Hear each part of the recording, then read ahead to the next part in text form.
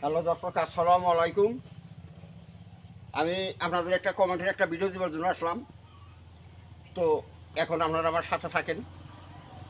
যে বস্তুটার জন্য কমেন্ট করছেন সেই বস্তুটার কাছে আসি এবং বস্তুটা আপনাদেরকে উপহার দেব।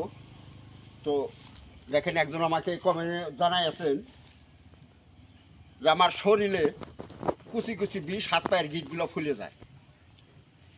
তো এই ব্যাপারটা গাছগাছড়ার মাধ্যমে যদি কোনো চিকিৎসা আছে ভালো হওয়ার জন্য, এই বস্তুটা গুরু আমাকে দেন। তো সেই বস্তুর কাছে আমি আসলাম। এখন আপনারা আমার সাথে থাকেন।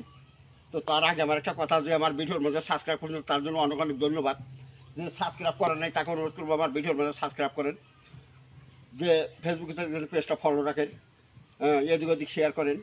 তো যা হোক, সবথেকে বড় কথা হইল যে আপনাদের সুযোগ সুবিধাতে আমার ভিডিও করার সুবিধা। তো আপনারা এদিক ওদিক লাইক শেয়ার করবেন, নিশ্চয়ই আমার ভিডিও করার সুবিধা হবো। আপনাদেরকে সুন্দর সুন্দর এই মূল্যবান ভিডিওগুলো দিতে পারবো। তো যা হোক, এখন আমার সাথে থাকেন কীভাবে এই গাছের দ্বারাই আপনার এই বেমার ভালো করবেন। এই গাছটা দেখেন, এই যে গাছ, এই গাছ দেখেন, এই গাছ, এরই নামে ছিটকি গাছ।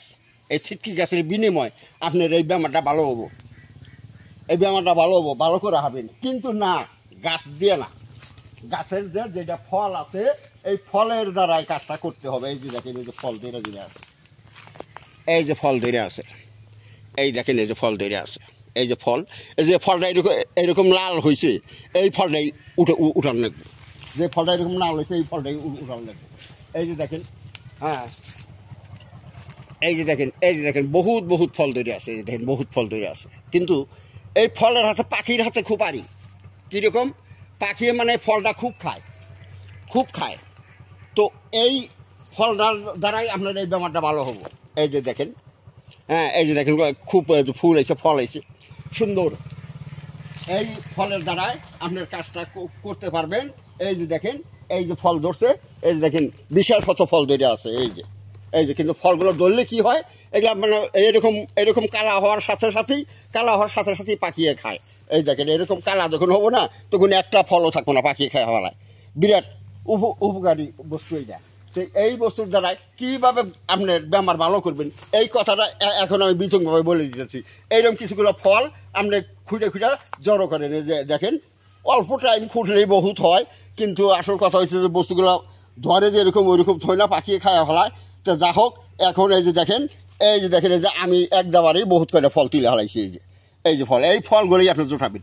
এই ফলগুলো জোটাই আপনি কী করবেন, এই ফলগুলা, হ্যাঁ, ভালো করে ধুবেন। ধুইয়া হাইরা অল্প পানি নেবেন। অল্প পানি নিয়ে কী করবেন, অল্প পানি নিয়ে তারপরে এই ফলটা সিদ্ধ করেন। সিদ্ধ করে রোদে ভালো করে শুকাইয়া কী করবেন, এইটা মোটামুটি ফাঁকি করলে সুন্দর পাউডার হবো। পাউডারের মতো যেগুলো ওই পাউডার কী করবেন, সকাল আপনি 4 চামচের 1 চামচ করে পাউডার, হ্যাঁ, আপনি খাইয়া দেন।